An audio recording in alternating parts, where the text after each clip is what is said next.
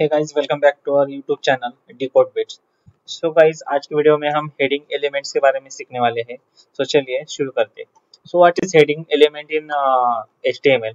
So heading element जो है वो अपने पेज की या फिर अपने वेबसाइट की हेडिंग डिफाइन करने का काम करता है।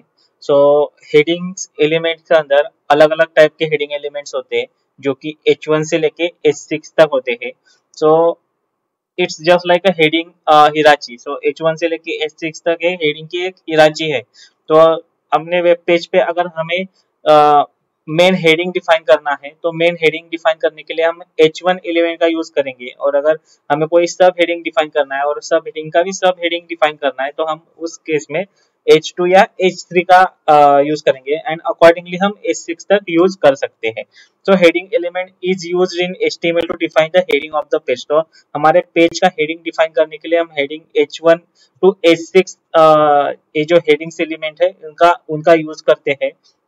So headings are defined by HN with N begins a number between 1 to 6। तो HN यहाँ पे ये है कि H मतलब कि हेडिंग एलिमेंट का H दिया है और N मतलब N numbers of. So N numbers of मतलब क्या, तो हम H1 से लेके H6 तक 1 से लेके 6 तक वहाँ पे नंबर डिफाइन कर सकते हैं। Okay, so H1 to H6 HTML element represents 6 level of sections of heading।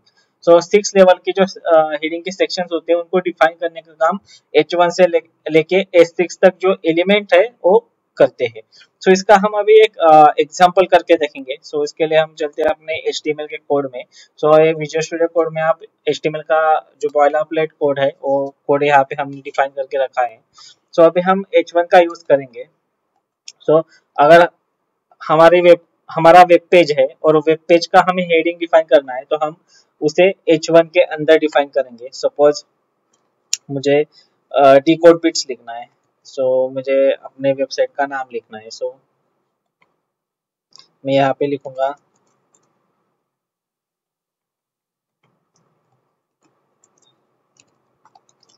मैं यहाँ पे डिकोड बिट्स इस तरीके से लिख सकता हूँ। सो ये जो है वो H1 में हमें कुछ इस तरीके से दिखाएगा। अभी हम इस तरीके से दिखाएगा। अगर आप इसको इंस्पेक्ट करके देखते हो ब्राउजर में, सो यहाँ पे आप ये H1 के अंडर, तो ये आप एलिमेंट सेक्शन में, मतलब ये जो हमारी डॉम ट्री है तो डॉम ट्री के अंदर आप H1 एलिमेंट है, H1 एलिमेंट के अंदर आप यहाँ पे डिकोड बिट्स देख सकते हो। तो ये हो गया हमारा वेब पेज का मेन हेडिंग। अगर हमें कुछ सब हेडिंग्स डिफाइन करने हैं, अभी सपोज ये अपना मेन हेडिंग है, एक हम एग्जांपल लेते हैं। सपोज हमारा एक डिकोड बिट्स का वेब पेज है और उस वेब पेज पे हमें सपोज क्रिएट यूजर या फिर ऐड स्टूडेंट का एक फॉर्म क्रिएट करना है। तो मैंने H1 तो हेडिंग मतलब H1 के अंदर तो मैंने अपने साइट का नाम लिख लिया। तो अभी H2 में मैं क्या कर सकता हूँ कि H2 एलिमेंट में यहाँ पे डिफाइन करूंगा और उसमें ऐड कैंडिडेट और स्टूडेंट जो भी है वो नाम डाल सकता हूँ। सो ऐड कैंडिडेट।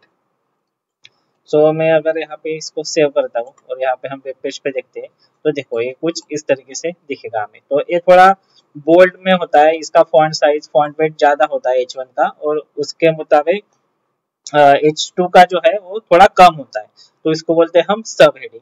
आप यहाँ पे CSS भी देख पा रहे होंगे अब राइट हैंड साइड पे H1, तो this is a H1 CSS। तो इसमें डिस्प्ले फॉन्ट साइज 2 EM है, मार्जिन वगैरह, फॉन्ट वेट बोल्ड है। तो अगर आप H2 में देखोगे तो H1 के कंपैरिजन में H2 का जो फॉन्ट साइज है वो कम है, 1.5 EM है। और आप H1 का अगर देखोगे तो यहाँ पे 2 EM है। उसी तरीके से अगर इसका ऐड कैंडिडेट का भी अगर हमें सब हेडिंग बनाना है कुछ, तो हम सब हेडिंग बनाने के लिए हम H3 का यूज कर सकते हैं। सपोज यहाँ पे मैंने H3 लिखा और इसमें हम कुछ नोट डाल रहे हैं या फिर कोई स्पेसिफिक पॉइंट डालना है हमें, तो हम यहाँ पे डाल सकते हैं। सपोज हम यहाँ पे डालेंगे you can add new candidate here.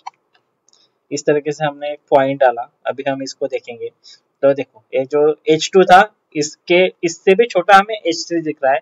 और अगर हम H3 को यहाँ पे इंस्पेक्ट करेंगे तो उसका तो फॉन्ट साइज है 1.17 EM है, H2 का था 1.5 EM था, और H1 का जो था वो 2 EM था। यहाँ पे आप देख पा रहे होंगे यहाँ पे 2 EM है।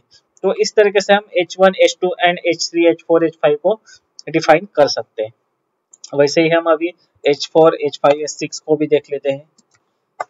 H4 के अंदर हम और कुछ डालेंगे, सपोज दिस इज हेडिंग 4। वैसे ही हम H5 के लिए भी कर लेंगे,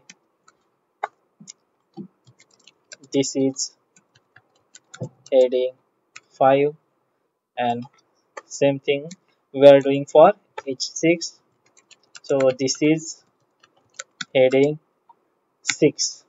तो इसको हम सेव करते हैं और चलते हैं ब्राउजर पे।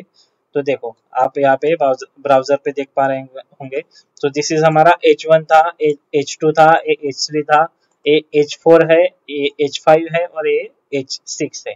तो अगर आप इनको इंस्पेक्ट करके देख सकते हैं, तो H3 का हमने फॉन्ट साइज देखा था 1.17 EM। वैसे अभी H4 का अगर आप देखोगे तो यहाँ पे आपको 1.33 EM दिखा रहा है। उसी तरीके से H5 का है यहाँ पे फॉन्ट साइज 0.83 EM, और H6 का अगर आप देखोगे तो यहाँ पे 0.67 EM है।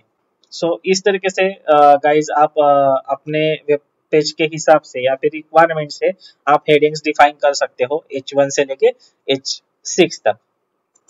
ओके, सो आपके प्रैक्टिस के लिए या फिर आपको समझने के लिए मैंने यहाँ पे कोड और कोड के साथ स्क्रीनशॉट पे अपनी इस पीपीटी पे लगा के रखा है। सो आप यहाँ पे कोड देख के कोड कर सकते हो। सो गाइज आज के सेशन में इतना ही। अगर आपकी कोई क्यूरी है, क्वेश्चन है, तो हमें कमेंट करके जरूर बताइएगा। और once again thanks for watching the video.